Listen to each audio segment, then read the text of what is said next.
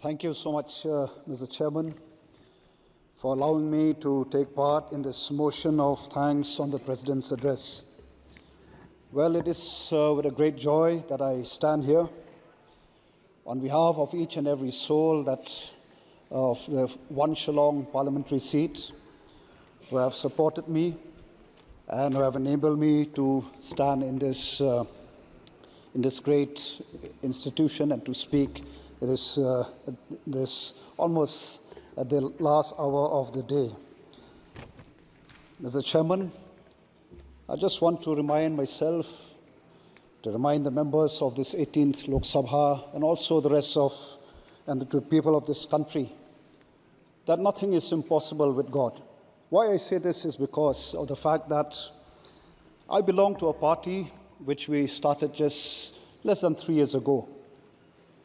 And it is a party which fought the election without money, a party that fought against corruption, a party that stands for clean politics, good governance, honesty, and for the protection of the rights of the indigenous people, and also to uphold the constitution of this great nation, to ensure secularism, pluralism, federalism, that these the tenets of our great nation prevail.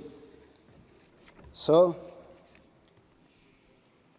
King Solomon the Great said these words, that a nation without a vision will perish. Well, I was very delighted to hear the words futuristic, the words vision in the address by the Honorable President.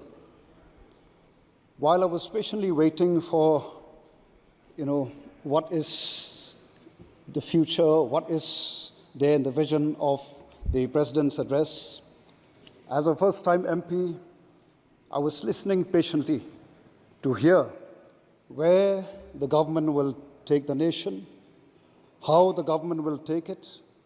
But unfortunately, I did not get much except for the achievement that the government in the past has accomplished. Well, I wish that the government will be more explicit in its endeavor.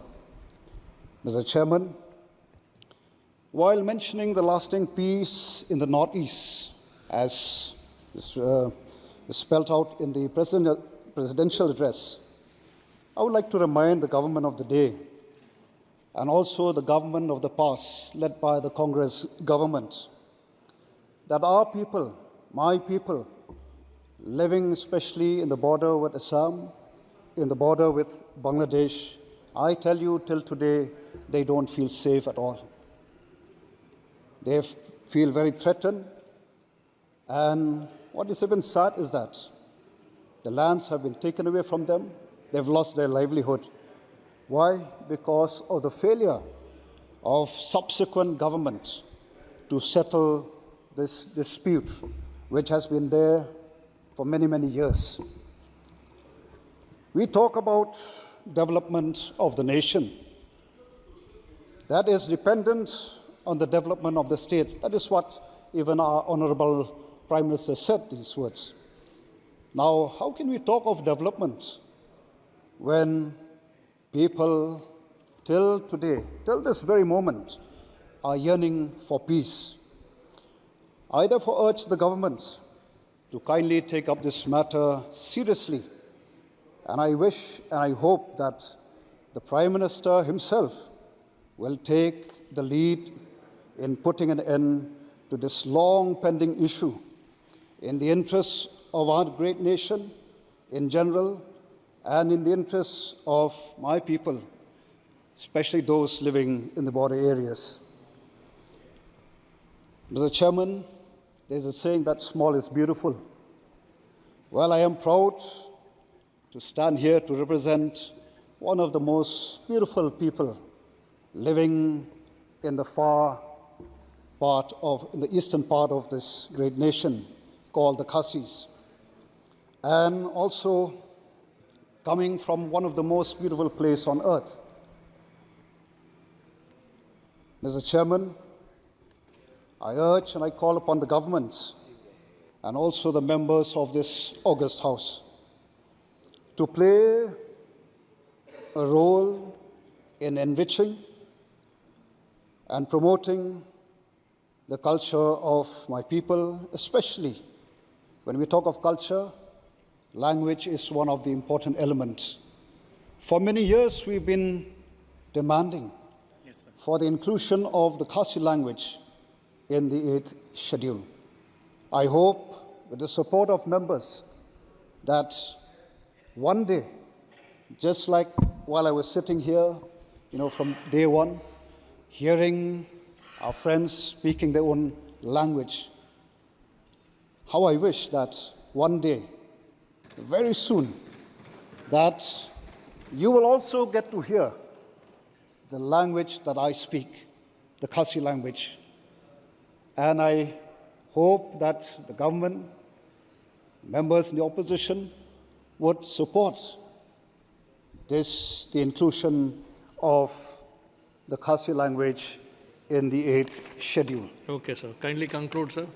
Well, the government talks about development.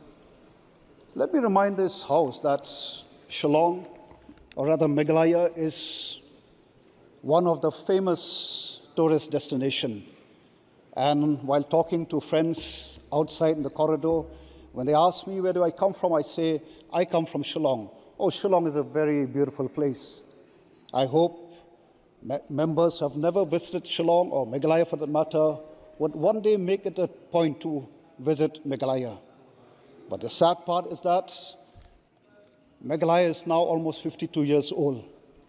Unfortunately, till today, well, we have an airport, but an airport which is not where big planes cannot land.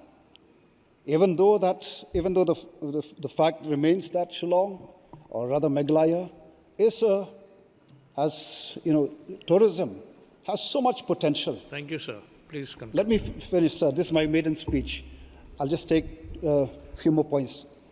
I just hope that the government, the concerned ministry, would help the state to ensure that this airport is an airport where large plane can land. And finally, sir, we've been talking a lot about the leakage, the exams.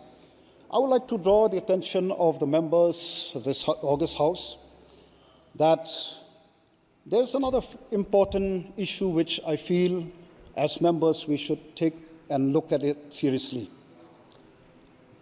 While designing a policy, like the CET NEET for our youth, what I want to say here, sir, is that before we come up with such policy, I think it's very important to ensure that the centers are adequate, or the adequacy of the test center. Otherwise, what is happening I'm a teacher. It pains me when I come across students who have to put a stop to the career for the simple fact that they have to travel to far-off places. Thank you, sir. Why? Because there is Mr. no Manikam Tagore. test center in their place. Mr. Well, I Manikam hope Tagore. that the government, while coming up with such policy, do keep this also in mind, to set up centers at every block, which would be a great asset to the state and also the nation as a whole. Thank you, Doctor. Last but not the least, let me just end up with this quote, sir, that I call upon the members of this august House. Let us rise up, as Nehemiah said. Let us rise up and build. Let us rise up above party politics. Let us rise up above caste, religion, and creed, and let us build this nation. If we want to see a developed India, I would request each and every member to rise up and build this great nation. Thank you so much, sir.